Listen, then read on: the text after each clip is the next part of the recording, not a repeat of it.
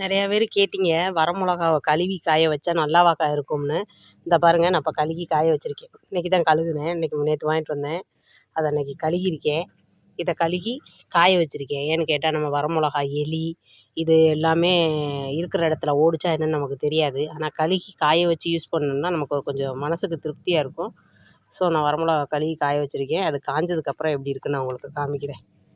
நல்லா தான் இருக்கும். டைம் பார்த்தீங்கன்னா 8:30 ஆயிடுச்சுங்க. பெரியவ பற்றி ஸ்கூல் கிளம்பிட்டேன். தங்கம் குட் மார்னிங். அவர் எக்ஸாமுக்கு படிச்சுக்கிட்டு இருக்காரு.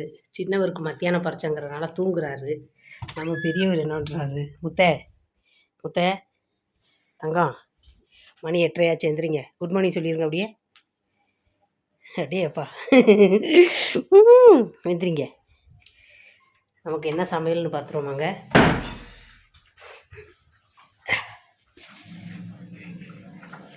இது பார்த்திங்கன்னா முள்ளங்கி சாம்பார். இன்றைக்கி மத்தியானத்துக்கு முள்ளங்கி சாம்பார். இந்த சாதம் வடிச்சிட்டேன். காலையிலைக்கு பார்த்திங்கன்னா கோதம்பு மாவு தோசை, தேங்காய் சட்னி, அவ்வளோதாங்க காலையிலைக்கு. மத்தியானத்துக்கு தான் மீன் பொரிச்சது. இந்த முள்ளங்கியோட இலையவே இன்றைக்கி புது டைப்பாக கொஞ்சம் பொரியல் பண்ணி வச்சுருக்கேன். முள்ளங்கிக்கு மேலே இருக்கும் பார்த்தீங்களா இலை, அந்த இலையை பொரியல் பண்ணி வச்சுருக்கேன். இதான் நான் ஃபஸ்ட் டைம் பண்ணி வச்சுருக்கேன். இது வந்து நேற்றைய ரசத்தில் கொஞ்சம் பேலன்ஸ் இருந்துச்சு, அது எனக்கு ஊற்றிக்கலாமேனு வச்சுருக்கேன். ரைட்டு. அது கொஞ்சோண்டு சோறு நம்ம தண்ணி ஊற்றி வைப்போம் பார்த்தீங்களா, அந்த சோறு. ஏன்னா முத்து கஞ்சி கேட்டாங்க, அதனால் இன்றைக்கி தண்ணி ஊற்றி வச்சுருக்கேன். மோர் ஊற்றி கஞ்சி குடிக்கணும். நாங்கள் காலையிலைக்கு டீ போட்டு வச்சுருக்கேங்க. புரிஞ்சிச்சா நான் சொன்னது? காலை சாப்பாடு கோதம்பு மாவு இந்த கரைச்சி வச்சுருக்கேன். தம்பிக்கு சுட்டு கொடுத்துட்டேன், பெரியவன் சாப்பிட்டேன். கோதம்பம் தோசையும் தேங்காய் சட்னியும் காலை சாப்பாட்டுக்கு. மத்தியான சாப்பாட்டுக்கு மீன் பொரியலும், மத்தி மீன் பொரியலும், சீரை, அதாவது முள்ளங்கி இலை இருக்குது பார்த்திங்களா, அந்த இலையை வச்சு பொரியல் பண்ணேன். அந்த பொரியலும் முள்ளங்கி சாம்பார். இதுதான் மத்தியானத்துக்கு. ஓகேங்களா? வேணும்னா அப்பளம் பொரிச்சுக்கலாம். வேலை முடிஞ்சிருச்சு. இந்த பக்கம் துணி துவைச்சிக்கிட்டு இருக்கு. இனி நம்ம வீட்டை கூட்டிகிட்டு வியாபாரத்துக்கு கிளம்ப வேண்டியதே. இன்றைக்கி வியாபாரத்துக்கு எப்படி என்ன ஏதுன்னு தெரியலை, இருந்தாலும் பார்ப்போம். இங்கே காஞ்சிக்கிட்டு இருக்கு மிளகா செலவு. நிறைய பேருக்கு ஒரு டவுட் இருந்துச்சுங்க, மிளகாவை இப்படி கழுகி காய வச்சிங்கன்னா பதத்து போன மாதிரி இருக்காதா, பூப்பல் பிடிக்காதா அப்படின்லாம் கேட்டுக்கிட்டு இருந்தீங்க.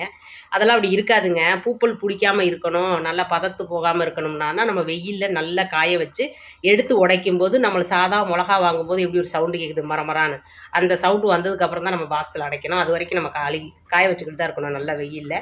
நான் எப்போவுமே வரமிளகா கழுகி காய வச்சு தான் யூஸ் பண்ணுவேன். காரணம் என்னன்னு கேட்டிங்கன்னா, வரமிளகாவை கூட்டி வச்சுருக்க இடத்துல எலி ஓடும், பல்லி ஓடும், பெருச்சாலி ஓடும், என்ன ஓடுதுன்னெலாம் நமக்கு தெரியாது. ரெண்டாவது, அது கெட்டு போகாமல் இருக்கட்டும்னு கண்டிப்பாக ஒரு ஸ்ப்ரேயை வச்சு ஏதாவது ஒரு மருந்தடிப்பாங்க. கலர் கூடட்டும்னு சொல்லி கலருக்கு ஒரு மருந்தடிப்பாங்க. சில வரமிளகாவெல்லாம் நீங்கள் கழுகும் போதே உங்களுக்கு நல்லா தெரியும், சிகப்பு கலரில் வரும்.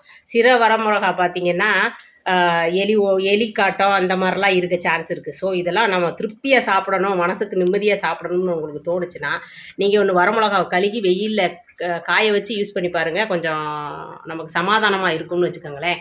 ரெண்டாவது, நான் ஜீரகம், சோம்பு இதெல்லாம் கழுகி தாங்க ஒரு பாக்ஸில் அடைச்சி வைப்பேன்.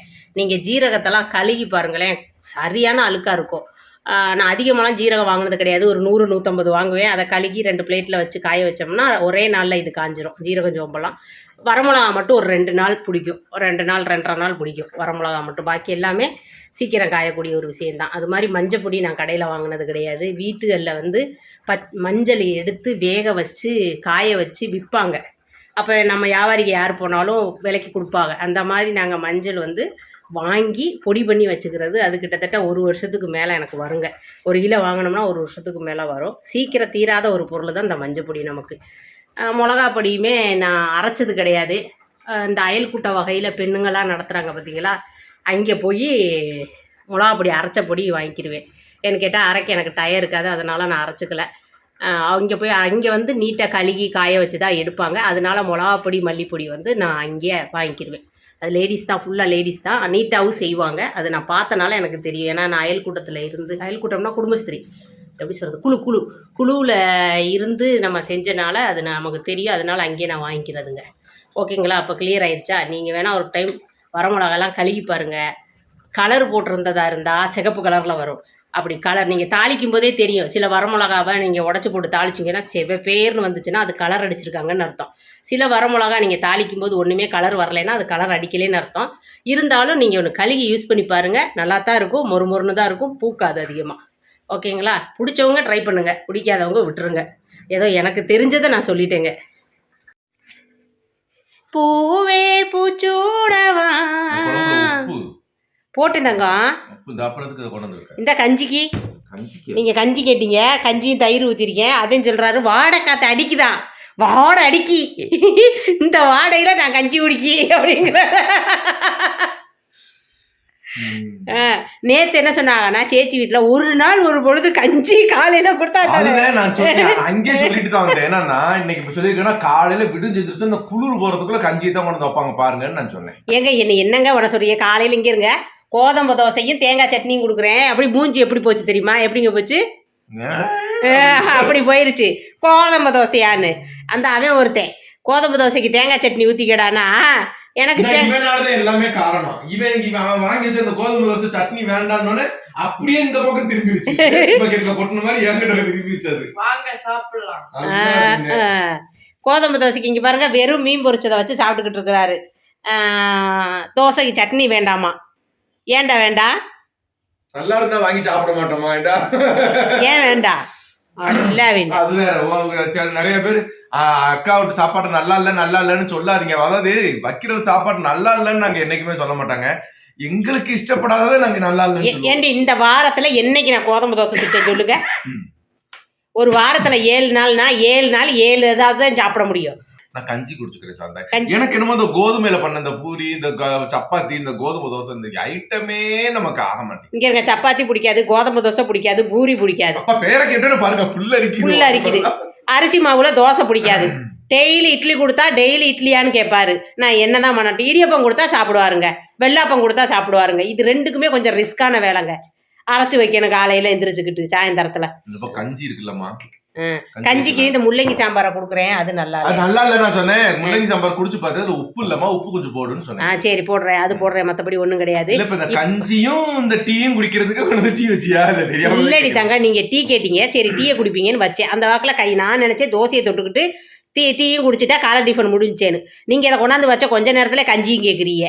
என்னெல்லாம் பாடுபடுத்துறீங்க நீங்கள்? நான் தெரியாம தான் கேட்குறேன். மிளகாத்த கொடுமைப்படுத்துறாங்கன்னு போய் கம்ப்ளைண்ட் கொடுக்க போறியா எப்படி? இல்லடி தங்கம், மிளகாத்த வறுத்து தரவா இல்லை அப்பளம் வறுத்து தரவா? கொலஸ்ட்ரால் வந்தாலும் ஒண்ணு வாய்க்கு இப்படி பக்கத்துல கொண்டு இப்படியே கொண்டுட்டு அந்த பக்கம் போயிடுறாங்க. எதையாச்சும் ஒண்ணு வைக்கிறாங்க, வைக்காமலா இருக்கிறாங்க, வைக்கவும் செஞ்சிடறாங்க.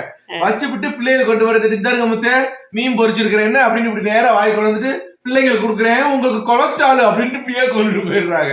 நான் என்னங்க பண்ணட்டும்? உண்மையிலே ஏதாவது நமக்கு இந்த கொலஸ்ட்ரால், இந்த சுகர் இவங்கெல்லாம் வந்தவங்க உண்மையிலே பாவம் தான். நம்ம உண்மையை சொல்ல போனாக்க எதுவுமே அதெல்லாம் வர்றதுக்கு வருமுன் காப்போம்னு ஒரு திட்டம் எதுக்கு வச்சிருக்காங்க. அதனால வர்றதுக்கு முன்னாடி கட்டுக்கோப்பா இருந்துட்டோம்னாக்க நமக்கு எதுவுமே வரப்போறது. அதனால வர்றதுக்கு முன்னாடியே கட்டுக்கோப்பா இருந்துருக்கு. அளவுக்கு அதிகமா சாப்பிட்டா அப்புறம் ஒண்ணுமே சாப்பிட முடியாத நிலைமையில ஆகி போயிருக்கு. பாத்தீங்களா? ஒண்ணும் இல்ல தங்கம். ஆனா நிறைய பேர் சொல்லியிருந்தீங்க அண்ணனுக்கு பெரிய வியாதி இருக்க மாதிரி, அக்கா வந்து எப்ப பார்த்தாலும் கொலஸ்ட்ரால் பத்தி சொல்லாதீங்க. ஐயோ நான் சொல்லல, நான் அதிகமா சொல்லல. நான் என்னத்த சொல்லி முத்து தான் கடந்து பயப்படுவாங்க. நான் சொல்லி ஒரு மீன் கூட எடுத்துக்கங்கன்னு தான் நான் சொல்றேன். கஞ்சி ஒரு மீன் இந்த நல்லா தான் இருக்கும், மிளகாத்தெல்லாம் வச்சு சாப்பிட்டேன். வாங்க இன்னைக்கு காலையில நல்ல பழைய கஞ்சியும் சாம்பாரும் அப்படியே ஏதாச்சும் அப்பளம் பொறிக்க சொல்லுவோம், பொரிச்சு சேர்த்து சாப்பிடுவாங்க. ஓகே வாங்க எல்லாரும் சாப்பிடலாம். நான் அவங்க சாப்பிடலையா அந்த தோசையை நான் தான் வலிச்சு இறக்கணும். நல்லா விண்டேன். இதுக்கு தான் நான் கோதம்பு தோசை ஒரு இதுவும் செய்கிறது கிடையாது. இன்னும் இவருக்கும் கஞ்சி வேணுமாங்க, அதுக்குள்ளே இறங்கலைங்க. ஒருத்தனு கூட இறங்கலைங்க. பிடிக்கிறான். மீனை தின்னுட்டார்ல, தோசை அப்படியே கொடுத்துருவாரு. வெங்காய கருப்பே